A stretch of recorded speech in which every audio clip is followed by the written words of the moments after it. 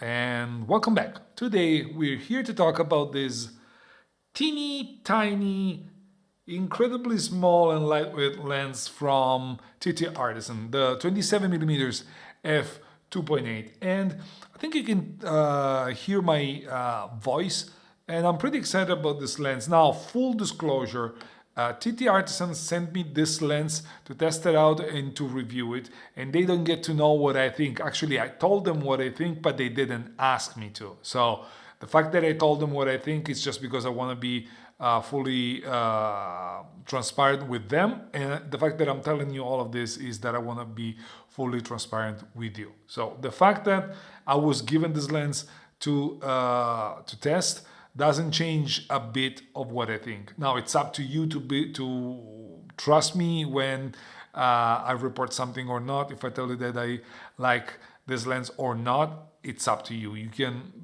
dismiss this review immediately knowing that I didn't buy the lens this time.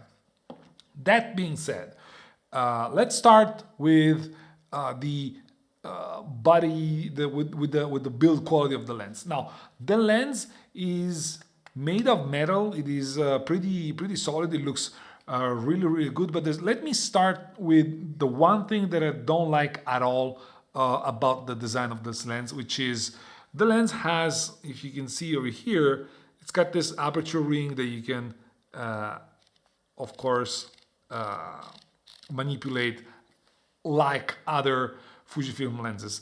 The only problem is that you only have this grippy part over here, and then you have another section over here on the other side, but in between those it's completely smooth over here, and then you have no grip. And basically whenever you put the lens on the camera, your finger have to grip from these two small grippy parts for you to be able to change the aperture. It is something that could have been easily fixed by making it the entire ring grippy, with the only exception, of course, of these aperture marks on that. From a construction standpoint, this is the only thing that I can really complain about, because yes, the lens is not weather sealed, and you may think this is an issue, but also you need to consider this is a $159, a 200 euros lens, and you don't get weather sealed lens for that price. This is built really good. It's all metal. The back of the lens is metal. The whole body is built with metal.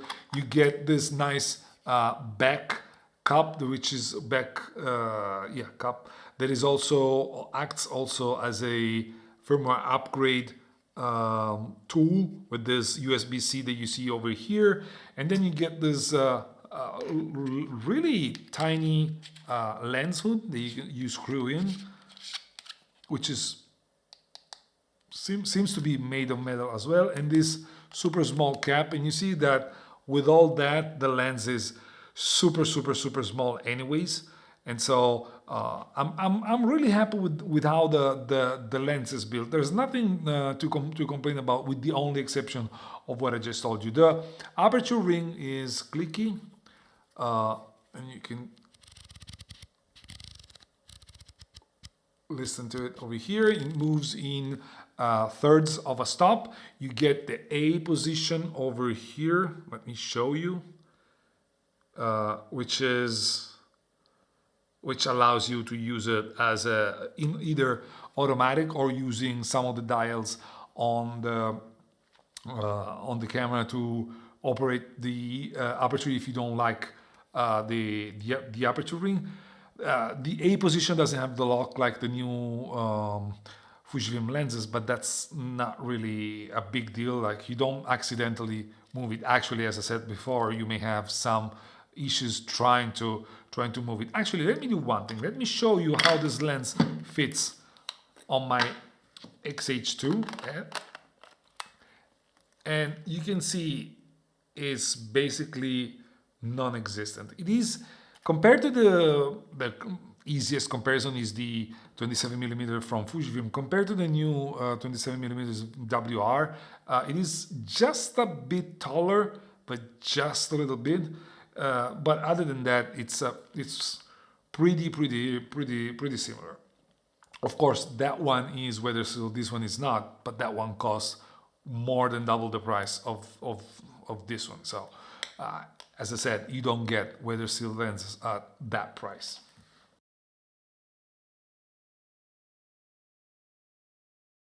Now, speaking of image quality, there's not much to say. It's a very good lens. Let me start again from the one thing that I think TTArtisan has to improve if they ever do like a second version of this lens. And this is something where that most of the third-party lenses struggle with, and that's resistance to flare. This lens resistance to flare is not that good, and so if you're shooting in the sun, you're definitely going to get washed out images and a lot of internal reflections. And that's something to keep in mind. So if your style of shooting is shooting into bright source of light, or just with the source of light just being right outside of the lens, you're gonna get flare, and you're gonna get loss of contrast and all of that. So that in this case, this lens may not be for you. For the way I use this lens, which is mainly a street photography lens, something you can carry around, it didn't matter too much. I shoot this lens quite intensely last week, and it didn't matter too much. But again, it's something to keep in mind. From a sharpness standpoint, I can tell you that straight from F2.8, the lens is already more than decent, even on a 40 megapixel sensor. You're seeing it right now. And the corners are really good. I mean, it's very even corner to center, with the exception of vignetting. There's a visible vignetting at f2.8, and it just goes away after f5.6. But other than that, the lens is very good in evenness of the sharpness between corners and the center. And the sharpness gets a huge step up when you go to f4, and it's great until you get to f11. It goes to like it suffers a lot from diffraction once you get to f16. But in the range between f4 and f8, the lens is pretty much perfect, with the exception again of vignetting between at f4 and just a little bit at f5.6. And I already updated the lens to the latest firmware, because this one brings in better vignetting correction, but the vignetting is still there anyways. Is it a big deal? Not really. At least for the type of shooting that I do with this lens, it's not really a big deal. I tend to put vignetting on my street photography anyways, so it doesn't affect my shooting too much either. And I found that the rendering of the lens is pretty nice. Even the autofocus, unless you get a super busy background, the autofocus is really good.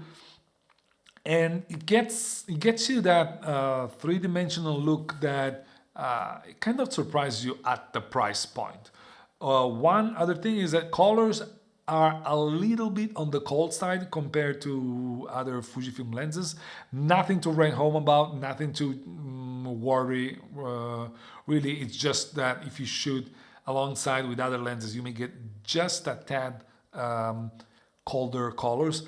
Again, nothing to worry about too much, but I actually like the colors. The lens Perform has a nice rendering, which I did not expect at this price point. Speaking of image quality, I would not have any issue even shooting at completely wide open. The lens, I have shot it wide open, and I've delivered some of the some sample pictures wide open, and the lens performed really good. Of course, testing it on a 40 megapixel sensor, you're basically putting it against the worst that you can get, trying to extract the sharpness out of the lens. On a 26 megapixel sensor, even at f2.8, there's really no issue. And again, even if you have an X-T5 and you're interested in this lens, don't let sharpness wide open concern you? Because it's not really a big concern.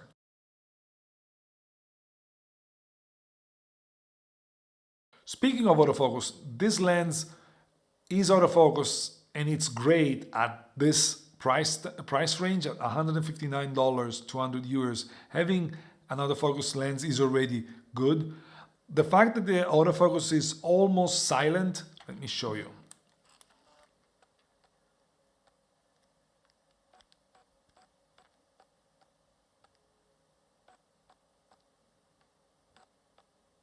You can barely see it, you can barely hear it, I guess. It's great because the Fujifilm lens is really noisy. They didn't improve it even in the second version. So it's got an advantage over the closest comparison, which again is the Fujifilm lens. And it is fast enough. It's not the fastest.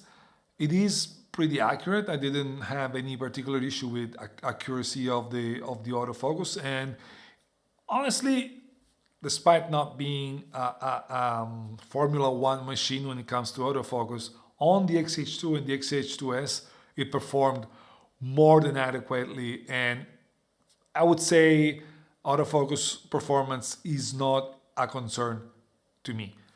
I will add a little video section here when talking about autofocus, just because this is not a lens that it was made for video. It's got pretty visible focus breathing, and it's in this case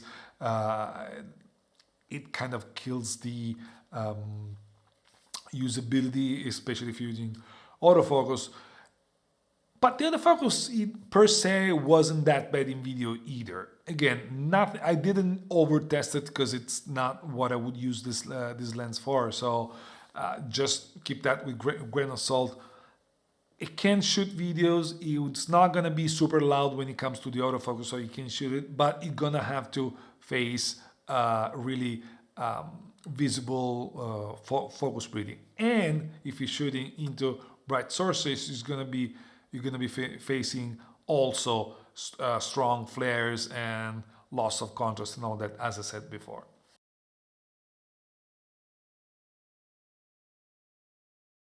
So, in conclusion, would I recommend this 27mm f2.8 from TTArtisan? I would say definitely yes. To me, it gets a very big thumbs up because for that price, you don't get anything similar. The closest thing you can buy for that price when it comes to size and something is probably the Fuji XC 35mm f2. But with that one, the focal length is different, but that goes without saying. With that one, you're giving up on the focusing ring, on the aperture ring, you're giving up on a metal construction, you're getting something a little bit bigger. Yes, it's brighter. And in general, it's not as pocketable as this. It's not a pancake lens. Whether that is important to you or not, it's only up to you, and you know what you want better than I can ever know. But to me, this is a really interesting lens. If you compare it to the new 27mm f2.8 from Fuji, that one has a slightly better image quality, especially when it comes to flare resistance, and it's got the weather sealing. But this one is more silent when it comes to autofocus, which may be important to some.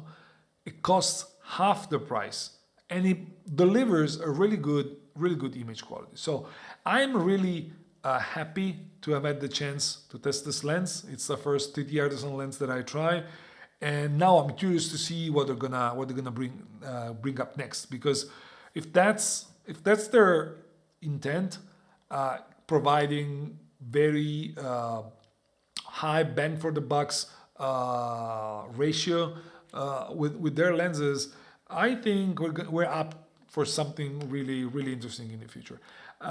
This lens is fun. I will lose it because my wife is gonna steal it as soon as I'm done with this review, which is 2 minutes from now, because she loves it. I see this lens fitting perfectly, not on the XH line, if I'm being completely honest. This camera is made for other type of lenses, but when When you put this lens on an XT double digit, XT30, XT20, or an XE line, or even an X Pro line or an XT one digit camera, this lens, it fits perfectly. I think TTArtisan went metal aperture ring and very good build quality to make sure that once you attach this to your Fuji camera, it doesn't scream cheap. And it doesn't, believe me, it doesn't scream cheap at all. It's a lens that it's very well built, delivers, although there are other lenses that deliver more, but at a different price. And it's fun to use. The one thing that I realized shooting with this lens is that it's fun. I had a lot of fun using this lens. I was pleased with the results. I was pleased with the overall experience with this lens.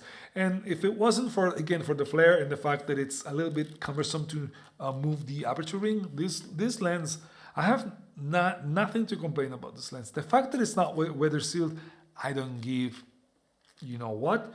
I've said this over and over and over again. Weather sealing is overrated for like the vast majority of people.